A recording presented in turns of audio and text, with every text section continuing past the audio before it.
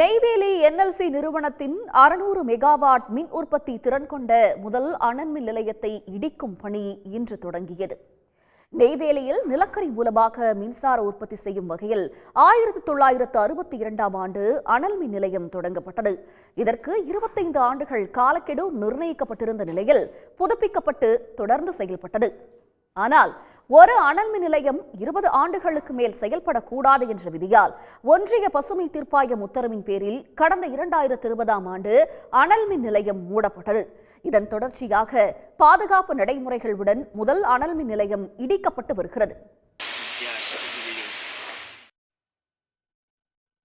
52 ஆண்டுகள் நெய்வேலி என்எல்சியின் அடையாளமாகவும் முதல் அனல் மின் நிலையம் திகழ்ந்தது. தற்போது இடிக்கப்படும் நிலையில் அந்த பகுதிக்கு தொழிலாளர்கள், பொதுமக்கள் செல்ல தடை விதிக்கப்பட்டு பாதுகாப்பு பலப்படுத்தப்பட்டுள்ளது. அதே நேரத்தில் மின் உற்பத்தியை ஈடு செய்யும் வகையில் அங்கு புதியதாக அனல் மின் நிலையம் அமைக்கப்பட்டது குறிப்பிடத்தக்கது. உடனுக்குடன் செய்திகளை தெரிந்து கொள்ள சன் நியூஸ் பெல் ஐகானை கிளிக் பண்ணுங்க.